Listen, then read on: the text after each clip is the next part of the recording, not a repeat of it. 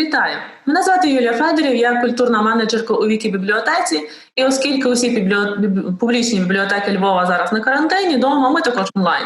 І сьогодні в нас в гостях, онлайн-гостях, звісно, Катерина Міхаліцина. Вітаю, Катю! Вітаю навзаєм, Юлю! Катя – письменниця, перекладачка, редакторка, членкиня українського ПЕН. Ось, я сподіваюся, що я нічого не забула важливого. І також те, що Катя разом з тим, що пише книжки, вона їх також ілюструє. І це, мабуть, одна з причин, чому саме така сьогодні розмова, чому ми саме з Катєю говоримо, тому що, власне, часто постає питання про цю візуальну складову в літературі, навіть коли я потрапляю своєю 8-річною дитиною в крамницю, і вона собі обирає книжку за обкладинкою або за картинками, то я так трохи внутрішньо обурююся, а чому ж так, а вже пора би більше читати. Ось, але, власне, ми з Катєю в докарантинні часи мали невеличку розмову про це, що це не є ніби погано, але як з цим от працювати? Що означає та любов до картинок, так, і до якого віку вона має бути актуальна? Саме тому ми сьогодні говоримо про візуальне в літературі, про книжки-картинки, зокрема, для дітей, чи то я не знаю, можливо, не тільки. Ти зачепила 3 важливі пласти буквально в одному запитанні. Звертаюся, можна сказати, за адресою, бо це авторка книжок-картинок. Найбільше в мене їх саме книжок-картинок. Я ще не ілюструю книжки, я туди ще не добралася, хоча були такі спроби і на Фейсбуці. До цього тебе, напевно, враження від Фейсбуку, бо виставляють туди свої картинки і там мене підштовхують ілюструвати книжку, але наразі ілюструєш малювання Фейсбук поки що? Я ілюструю Фейсбук і емоції, і, власне, для мене малювання – це такий собі зарезервований для мене хобі, відповідно, чистий емоційний кайф, я б так сказала. Там, це справді спосіб викинути емоції, спосіб поділитися емоціями в такій найчистішій формі. Переходимо до книжок, картинок і теж способів ділитися емоціями. Книжка – це дуже емоційний продукт. Насамперед, в ній йдеться про емоції.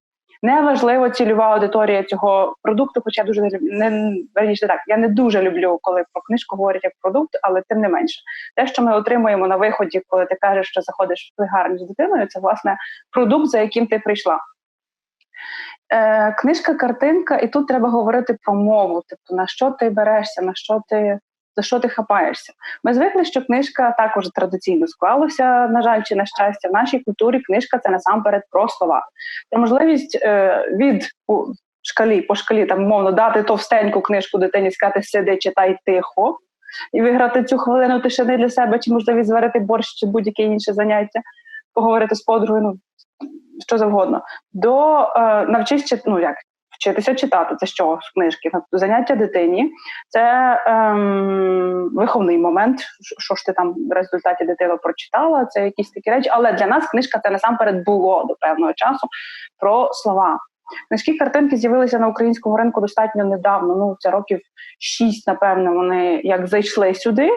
І це, видавництво «Старого Лева» було одним з перших, хто почало підсаджувати українських дітей і батьків на книжку-картинку в класичному сенсі, тобто де багато картинок і зовсім мало слів. Я перепрошую, і тут на хвилинку, вони здебільшого були все-таки для такого, умовно, у нас картонки, тобто це були зовсім малюцькі книжки. Ось є такі книжки, картинки, які були найдоступніші до якогось часу на українському ринку, це картонки для найменших. 0,3 умовно вікова категорія. І коли з'явилася серія про кота Сплета, це, здається, я можу зараз помилятися з пам'яті, але добре, це одна з перших класичних книжково-картинкових серій, яка вийшла в видавництві «Старого Лева», в моєму перекладі. І це, власне, там, де, я знаю, речень 15 на всю книжку, зате в книжці є прекрасний чорний кіт. Ось. І коли ти на цій...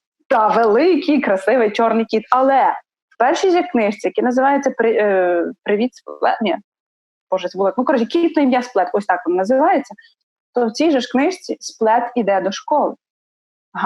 Де наші 0,3, де кіт до школи?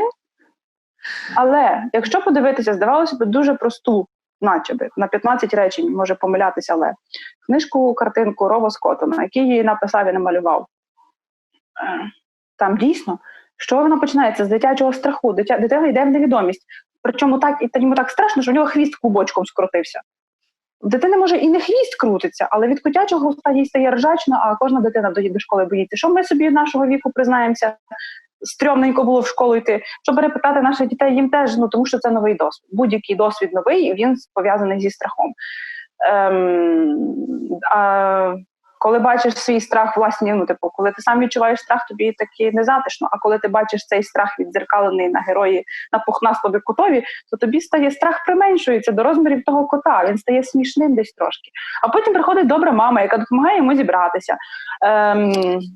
Привіт, ключик до батьків. Не штир дитину, не наїжджай на дитину, дитині страшно. Мама, як тато, який читає книжку з дитиною, подивіться, ви ж на місце кота можете поставити свою дитину, яка отримає будь-який новий досвід, не обов'язково школу. Вона отримує новий досвід, і їй страшно, їй не затишно. Вона буде відмазуватись. Ой, знаєте, в мене сьогодні волосся нечесне, давай, мама, я завтра піду в школу. Ой, я то його боса, я не піду до школи. Ну, дорогий дитьонок, коти ходять в школу босі, ну вже вибач. Всі ми ходили до школи, підставляємо свої формулювання, але це канва, куди можна підставляти свої схеми. Дитина бачить смішного кота і працює зі страхом. Психіка, хоче дитина чи ні, це працює зі страхом всередині неї.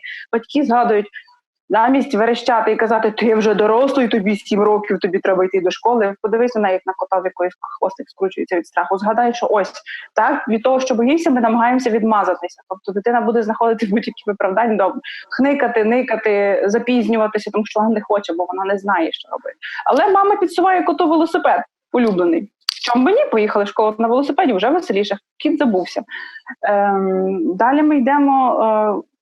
Зустрічається вчителька якісь теж важливі речі проговорює, в кінці робиться висновок, що в школі то виявляється цікаво, а виявляється, боже, школа – це спосіб переконати, що я розумний, а що в мене є друзі, і я маю, скільки всього в цьому житті цікавого. Чому це не пояснити, знаєте, що дитина йде в школу, берете цю книжку, пропрацьовуєте, і собі заодно нагадуєте, альо, моя дитина теж такий котик, який боїться. Ось так воно, тобто, бачиш, книжка-картинка для дитини, але не тільки. Книжка-картинка – це добре. Коли кажу книжка-картинка, це загалом можна і на всі книжки переносити, але тут подвійна мова. Мова тексту, мова навіть потрійна, мова візуальна і мова оповіді, тому що тексту мало. Це провокує, але є багато візуальної інформації. Візуальна інформація менших дітей. Добре, менших дітей, навіть якщо їм 38, як мені, вона теж провокує часом сильніше на роздуми і емоції, ніж слова. Так, насправді, бувають такі стани, коли швидше спровокує картинка.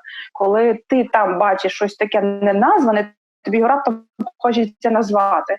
З цього це вже третій механізм співпраці. Слова, візуалка і розмова. Навколо. Не просто прочитані слова, як ваші з дитиною слова. Для мене книжки, картинки, книжки, зокрема, взагалі функціонують як найкращий спосіб пізнати своїх дітей. Я трохи лінива мама, я не дуже люблю бавитися в ігри, мені не вистачає нервів ганяти машинки чи складати 100-500 разів пірамідки. Але 100-500 разів прочитати книжку я можу, навіть якщо ми йдемо на 3 дітей, і я йду вже з певними книжками по 3-му колу. Я й по 10-му піду, тому що діти різні. Це ти тільки зі своїми йдеш по 3-му колу, а скільки ти вже пройшла тих кіл? А то вже інша справа. Перша моя дитяча книжка «Бабусина господа», вона перша для мене дитяча, перша для ілюстраторки Наталки Гайди, яка до того більше працювала з обкладинками, більше, чи навіть не тільки з обкладинкою, але більше з старшою літературою. Тут ми з нею співпрацювалися з подачі Мар'яни Савки, головної редакторки видавництва Старого Лева, і створили «Бабусину господу». Всі сейхівські школи, бібліотеки були мої після того, як вона вийшла. Мене кілька разів питали, слухай, якого ж милого? Там прості віршики про звичайних тварин, які живуть коло хати. Я кажу, секрет там... Не все так просто. Не все так ні, насправді все ще простіше. Це була чиста мамська потреба, коли найстарший малий, якому зараз майже 15, був малий, не було такої дитячої оцієї книжки-картинки для найменших, де на сусідній сторінці поряд з козликом не жив би, наприклад, ведмедик. А ведмедика в сільській хаті я давненько не бачила, хіба в Карпатах. І бабуся, і кажана. А це окремий бонус. І тут пояснюю, значить, в дитячу просту. Мені бракувало, як мамі, з малою дитиною, дитячих текстів з хорошою ритмікою, які легко запам'ятовуються. тільки про тих тварин, які є при хаті, без тигрів і всіх інших ось цих. Натомість, коли мені бракувало іще, я дуже не люблю від дитинства, коли, по-моєму, це Ганна Чубач була в малого така абетка, і там було ягуар сердитий дуже, ягуар ні з ким не дружить. Дуже не люблю таких речей, бо мимоволі цей текст провокує дитину на те, що є злі тварини. Ні, вибачте, злі тільки люди. Тварини не злі. Їхня жорстокість виправдовується біологічними механізмами. Це ми над них виросли. Тому треба, навіть якщо тих слів там ягуар сердитий дуже, ягуар ні з ким не дружить, а навіщо з ним дружити, якщо він такий сердитий, 4 рядочки, там дуже поганий посил іде. Але як запам'ятовується, насправді? На жаль, тому. Так. Ти з цим раз, другий, маленькі діти дуже ритмічні істоти. Ми потім дорослі тратимо а вони вміють, для них ритм дихання, ритм маминого серцебиття, ритм їсти, спати, гуляти – це дуже важливі штуки. І так само записується, чому, наприклад, з маленькими дітьми десь краще працює віршик, тому що от він лягає. Це ідемо, якщо особливо там на ритм кроків, на ритм гри лягається. Тому в нас так насправді багато забавлянок, і тому так треба прискіпливо ставити, що ти дітям даєш. Бо я не хочу, щоб моя дитина думала, що ягуар сердитий, бо він не сердитий.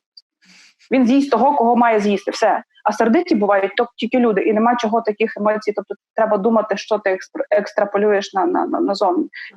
Тому вуж, тому кажан, вони не страшні, вони милі, вони живуть. Якщо до вужа послухати, як він в траві шургоче, то це музично. Я страшенно люблю змій. Я ще дітям казала, я вже на своїй, до речі, практикувала. Ми зловили маленького, він виповз, бо дуже тепла була осінь, виповз на небезпечне місце, його там можна було роз'їхати, я їх не боюся, головне знати.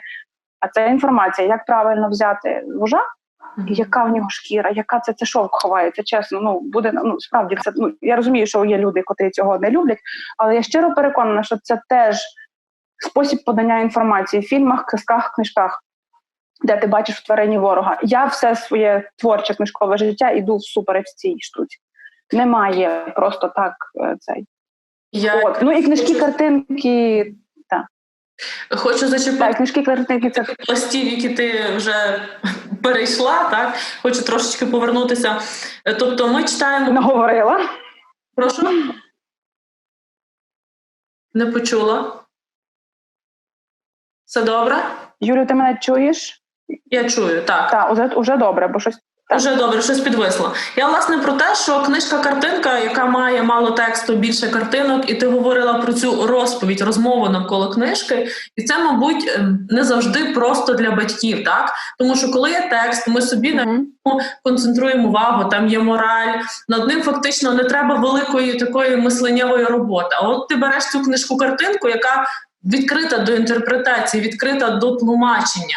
І мені здається, для мене це деколи виклик, так? Куди вона заведе, та книжка? От в мене до тебе питання, як навколо цієї книжки-картинки говорити батькам, тим, хто читає, дорослим? Зараз з'явилося таке нове українське видавництво, буквально місяць тому, здається, з'явилося видавничо-освітній проект, вони себе називають «Портал», і вони поряд з дуже гарно, я чого кажу, бо я брала... Це підв'язується під питання про майбутні плани, чи то найближчі книжкові плани, які, впевнено, виникне в розмові. Вони дуже добре роблять. Вони взяли складні історичні теми від найменших, тобто теж там, здається, чи 4 плюс стартує, якось так від зовсім малих. Складні теми історичні, українські. Це ще ніхто не брався. Прописували це дуже хороші, дуже класні українські автори, промальовували класні українські ілюстратори, але вони зробили, зараз був такий, чи то він триває, цей освітній, по-моєму, якось онлайн-зустріч, практикум для батьків і вчителів, власне, як говорити довкола складної книжки. Дуже Валя, їх курує ці проекти Валентина Мержиєвська, одна з співзасновниць Беркошколи, і вона шикарно розповідає на цих речах, тобто як це функціонує, як треба створити безпечний простір. Я думаю, що загалом це такі ніби з одного боку важливі і десь прості психологічні моменти, але про них ми маємо звичку забувати. Тобто дитині має бути комфорт, взагалі про способи чи умови читання, чи як це сказати, комфортно вашій дитині, щоб вона вас слухала догори дупою. Як би ви до цього не ставилися, але може вона так сприймає кращу інформацію, ви цього ніяк не перевірите, тільки по розмові після книжки. Але це для неї комфортний простір в ліжку, в кріслі, не в школі, тому що там, на жаль, нема прямого зв'язку школа-безпека, школа-комфорт. Тому що книжка спрацювала, треба ось це безпечне, комфортне місце, треба настрій. Батькам треба мати ресурс. Ось це найскладніше, тому що, а зараз у нас знову карантини, онлайн-школи, це все щастя, не вистачає ресурсу, навіть мені не вистачає ресурсу, навіть що для мене це один з найкращих способів збавити час разом з дітьми – це читати. Зараз мені дуже, на складні теми важко, тому що нема звідки взяти чесності, нема звідки взяти терплячості, дослухати до кінця. Діти, вони формулюють думки по-різному, емоції перескакують, але можна починати з легшого. Можна починати з якоїсь сміхотульки і хіхотульки. Це нам всім не завадить ні дітям, ні дорослим. Я оце не розумію, що я під боком поклала книжки сміхотульки, хіхотульки, на жаль, не взяла, але таке теж є і дуже гарно працює насправді. Ось, і для дітей, і для дорослих. Інколи не треба, зазвичай, що ніби проговорювати треба, інколи дитина не йде на розмову або не йде на розмову одразу. Не треба її підганяти. Функція теж дуже хороша, коли збурюється питання. Вона видасть через день, через місяць. Головне, згадайте, звідки ноги ростуть, щоб прив'язатися. Але важливе питання, бо питання – це мислення, бо питання – це співпереживання. А функція книжки – це що? Це, власне, оце збудити. Проблемні книжки дають дитині ту саму, навіть елементарно на питання кота з плета. Резистентність до важких емоцій. Вона не свою переживає, а поки що чиюсь емоцію переживає. Ви теж переживаєте, до речі, не зовсім свою. Ви переживаєте котячу-мамську емоцію чи татську емоцію. Легше, а потім після цього це теж, і навіть між іншим, якщо ви просто, я речення читаю, ти речення читаєш. Це маленька книжка. І вам цілком вистачить навіть достатньо маленької дитини, яка щойно почала читати. Це я ще чому книжки-картинки, це просто клас. Прочитали вам речення, прочитали ви речення. І ви не завжди мусите реагувати на текст, але ви гарантовано самі внутрішньо емоційно зреагуєте на зображення. Отже, отримайте якийсь ресурс, бо це нова для вас за день емоції. Ніщо так не спрацює, як дотепна, весела, радісна, смутна книжка, картинка, ілюстрація в книжці. Вона мимоволі змусить вас свої власні емоції пропрацювати десь хоч якось. Якщо не абсолютно людина там заглушена, але абсолютно заглушена людина, це теж від відсутності книжок в житті, я в цьому глибоко переконана. А це крапочка до ресурсу. Пропрацьовані емоції, вільне місце в голові, вільне місце в серці, значить, ти можеш ближче підпустити свою дитину, маєш більше ресурсу на чесну розмову, ось якісь такі речі. Тим книжки, картинки, які піднімають складні теми, добре, знайшла веселу, викопала. Ось теж наша з Наталкою Гайдою про драконів і щастя. Книжка написана суто тобто текст написаний з дитячого нежиттю. Скільки разів не кажу, всі ржуть, але правда, моїй доньці було років 2. Це була ярино-китайська мова і так, а тут у неї ще нежить, і прийшла дитина і каже «мама» і «мама». Мама зрозуміла тільки «мама», далі не зрозуміла нічого. Що це за «мама». Старший син кричить з сусідньої кімнати: «Мама, а ти ще й перекладачка, як ти не можеш зрозуміти? Вона тобі розповідає про дракона». Кажу, якого, дітоньки, дракона? На що мені дитина й сказала: «Носослона». Книжка так і стартує. Жив колись один дракон, називався Носослон. Насправді всю її придумали по сюжету, по іменах, придумали її мої діти. Я тільки, записуючий пристрій, і чуть-чуть римуючий пристрій, де-не-де, бо багато.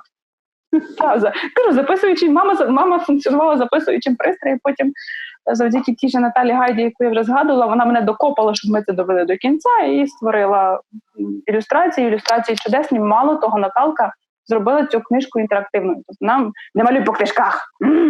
Неправильно, книжка – це не те, що для чого малювати. Добре, дитя не малює по книжках, але вона, зараз я секундочку знайду ту ілюстрацію, спробую її вам показати. Зараз. Боже, наприклад, зараз, секунду. Нехай вона вам і дорозмалює. Те, що вже художник залишив спеціально для цього в книжці.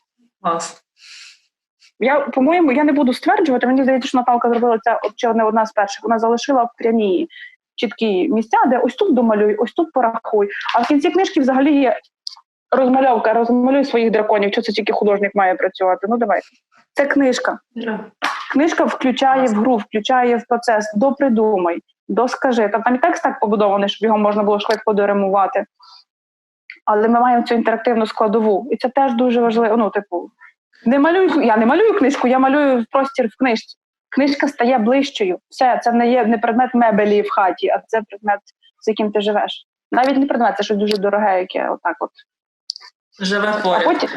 Живе поряд. А потім, виявляється, приходить логопед і каже, ви знаєте, що ви вибрали ра-дракончик, бра-дракон і оці всі решта кракослони, це не дуже хороше тренування для мовного апарату. Ну, не те, щоб я знала, але оскільки діти вибрали ці звуки, значить, очевидно, їм складно було їм самим це. Тобто їм було цікаво це пропрацьовувати от в форматі драконячих імен.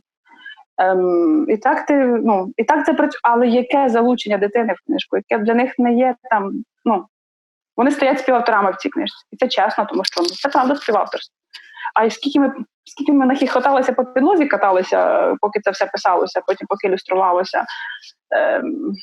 Тобто ось так воно функціонує. Ось так. А виросла вона насправді, тому що я люблю книжки-картинки, і Наталка в них дуже добре живе, розбирається і теж любить, і розуміє, як функціонує зображення. Склали маму письменницю, яка любить слухати своїх дітей. Дуже ключовий момент, загалом для хорошої книжки, для хорошого опрацювання книжки. Слухати того, з ким ти її читаєш, з ким ти її створюєш. Так от ця мама писала, а Наталка дуже чудесно малювала, і ми прислухалися одна до одної. Книжка-картинка – це, якщо це не один автор, то тоді це тандем і зв'язка, інакше не спрацює. Це дуже такий тісний тандем. Не буквально, що ось тут так написано, а я ось так відмалюю те, що написано. А так, щоб текст – це, умовно, права половинка апельсина чи авокадо, а ілюстрації – це ліва, і разом вони складаються в цілий плід. Інакше ні, інакше воно не спрацює якось, але не так, як би хотілося. Ось ця зв'язка, іноді картинки, ти собі задумаєш книжку якось, книжку-картинку, а потім тобі художниця кидає ілюстрації, і ти ростеш, тому що прислали тобі такі ілюстрації. У мене так сталося з Танею Цюбкою і з цією серією про Яся, зокрема з велосипедами. Таня намалювала такі. Мало того, що Таня, мені хотілося якусь таку книжку до цього тексту, я навіть не знала, яку. Запропонували Таня, коли прислала перші ілюстрації, це було так, ніби їх мені виняли з голови. Це найточніше наразі попадання, отак, як я цю книжку, як книжку уявляла. А потім береш, вона присилає розвороти, і ти розумієш, що ось такий у нас є чудесний розворот з татами, мамами, які приїхали в село, дуже такий літній, але так намальовано, що можна 3 речення з 5 прибрати, тому що ілюстрація працює замість слів. В кінці ми зробили таку міні-енциклопедію про те, які ж бувають велосипеди. Зараз, секундочку, я знайду щось таке свого улюблененького. Зараз. Ось, наприклад. Ось. Я не знаю, що там дуже видно, але сподіваюся, що щось. Таня, коли прислала ці ілюстрації, як виглядає тандем, я зрозуміла, а ось тут було одне речення, можна і треба давати 3. Вони доповнюють ілюстрацію. І так виходить така чіпка зв'язка, тобто це не багато годин, але це дуже такий, це власне гра в слухання, це такий тест, спрацює чи не спрацює, відчують нас як цілість далі. Ми мусимо відчувати наш тандем як цілість, щоб оце теж передати далі, щоб воно функціонує як суцільна річ. Цікаво, тому що якось відразу, як ти говориш, в мене відразу кілька якихось речей, я не хочу слухати, а потім вони вже не актуальні. О Боже. Нічого, ми зачепимося ще раз. Але справа в тім, що то, що ти говориш, важливий настрій для батьків також. Часом, коли ми читаємо ввечері, дитина питає: мама, а може почитаємо «Шапочку і кит» Катерини Бабкіної? Ти знаєш, про що ця книга і взагалі її тематику. І часом ми вирішуємо разом її читати, а часом хтось з нас не хоче. І це абсолютно приймається, тобто це і спільне рішення, бо ми разом це робимо. Це не є «я читаю для неї, в цей час я втомлена і хочу, щоб все тільки закінчилося». Ми разом в цьому процесі, тому обоє маємо право голосу. Це таке перше, мабуть. Далі про книжки-картинки, власне, часом, коли ми розглядаємо книжку, і дочка коментує, вона каже: я не знаю, чи я правильно зрозуміла, але я думаю ось так. І тут теж цікаво, я себе зловила на цьому. Коли ми читаємо текст, таких речей не буває, чи я правильно зрозуміла. А коли ми розглядаємо, в неї виникає питання, чи в тому напрямку йде її думка, знаєш? І це теж так, це завжди якась от свобода така. Ну, власне, тому що ти сказала дві ключові речі зараз про прийняття. Дитина теж вчиться приймати батьків з їхніми емоціями, це важливо. Я маю 100-500 разів читано, вибач, я сьогодні не можу її читати, але давай почитаємо ось цю зі мною. Це про повагу до співчитальника, я би так сказала. Це те, що ти кажеш, а чи правильно я думаю? А спитай дитини, а ти вважаєш, що можна думати неправильно? Ти вважаєш, що ти можеш, це ж твоя думка, а вона може бути неправильною. Якщо ти так бачиш оцю картинку, ти відчуваєш те-то і те-то. А бувають погані емоції? А відрізняється контекст негативна і погана емоція. А проговорити, діти видають неймовірні речі. Часом дуже несолодкі для батьківського вуха і душі, але це принаймні можливість, по-перше, пізнати, по-друге, зрозуміти як, а по-друге, взагалі це зрозуміти, як це вкладається в вашу голову, або просто спробувати щось проговорити. Буває неправильна думка, бо я дуже сумніваюся, що думка буває неправильна на рівні інтерпретації книжки. Це твоя думка. Вона дитині, що ти кажеш, що не буває неправильних думок. Ну, я вважаю, що це дуже чорно-біло казати правильно і неправильно. Ти можеш не знати, що хотів сказати художник. Привіт, шкільна програма з літератури і всього іншого. Ми не уявлення часом не даємо, що вони можуть сказати, що вони хотіли цим сказати. Але ти точно знаєш, що ти відчуваєш. Бо ти відчуваєш це зараз в цей момент. А чи бувають правильні і неправильні відчуття? Чи вони взагалі, ось таке, ти... І тут уже переходить на взагалі глобальний рівень. Ти цінний, тому що ти є такий, як ти є, з такими емоціями. Просто коли ти такий цінний і хороший, будь ласка, тут поряд з тобою ще один такий самоцінний. Не лізем за межі сусідні. І говоримо, і розмова плавно, якщо дається дитина, якщо є ресурси у батьків, значить можна перейти про границі, що таке психологічні чи фізичні границі. Зайти можна, аби вам ноченьки хватило, називається, а почалося з твого питання про, я не знаю, чи я правильно, а заходимо, але так добре. Да, але ж це, для того ми, власне, читаємо, щоб піти, щоб розширити функцію сприйняття всього. Катю, хочеться ще поставити кілька важливих питань, і в часі такий некоректний бліц, тобто питання широкі, але відповіді я хочу, що такі... Да, я буду дуже старатися. Або ти мене спитай, будеш мені сигнал цей подавати умовний, все, час втік. Ось, кілька таких питань. Як вибрати книжку-картинку з дитиною? Тобто дитина часом хоче ось цю, а ти дивишся, такі там якісь ілюстрації, нікудишні, текст теж нікудишній, і що робити в цій складній ситуації? Тобто, чи все-таки дитину переконати, що ось ця таки ліпша, чи дозволити їй зробити свій вибір, і хай вона з тим вибором потім живе?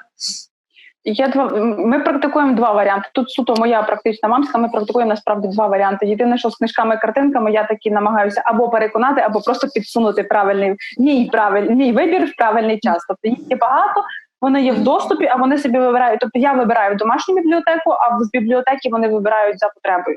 Можна так практикувати. Можна і іноді дуже корисно варіант вибрати самому, тому що, наприклад, коли провисає оцей етап, маленькі діти читають з батьками, потім читають, бо маленькі ще є інтерес, потім є провал, можуть не читати, в кожного це віковий це зміщується. Але якщо привести, ми так старшого включили, ми просто на наші з чоловіком день народження взяли дітей, взяли гроші, пішли в книгарню і сказали, виберіть собі, що хочете. Зробіть нам такий подарунок, виберіть собі, що хочете. Придумати гарну мотивацію, чому треба взагалі ту книжку вибирати. І вони вибрали, старший вибрав те, що я би такого не вибрала йому. Але воно його втягнуло в процес читання.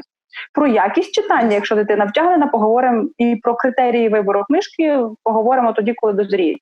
Але сам факт, що вона вибере, бо я дорослий, мені довіряють, там насправді за цим маленьким мотивом іде дуже багато психологічних посилів. Мені довірили вибирати книжку. Я можу ось вибрати, а потім можна нагадати, пам'ятаєш, як ти вибрав? Зараз щось помінялося? Ти би зараз вибрала іншу?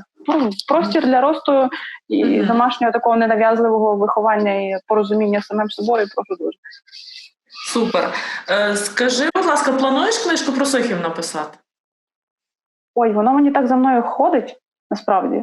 Тільки я мушу підібрати... Мені хочеться її чомусь робити веселою. Я думала велосипедну свою книжку, велику дорослу, базувати на Сихові. Тому що мій дорослий велосипед стартанув із Сихова. Велосипед, як засіб пересування, перекартував мені місто. І стихів, в принципі, я страшенно люблю з різних позицій, тому я точно знаю, що якась з моїх наступних книжок не дитячих стартане з Сихова. От не знаю тільки, чи то братися за велосипедну, чи то братися за мамську тематику, але хочеться, коли я нарешті ризикну і знайду час це зробити, то стартуватимуть вони точно на Сихові. Ось. І відразу хочемо заанонсувати презентацію в Вікібібліотеці цієї книжки. Без проблем. Ось, і, мабуть, останнє питання. Яка твоя найновіша книжка і її малюнки? Та, яка вже вийде, чи от вийшла, про яку ти хочеш сказати? От, напевно, найшвидше, що вийде з друку, це книжка «Квіти біля 4-го», і це вона вийде в тому самому видавництві «Портал», який я згадувала. І це про Чорнобильську катастрофу.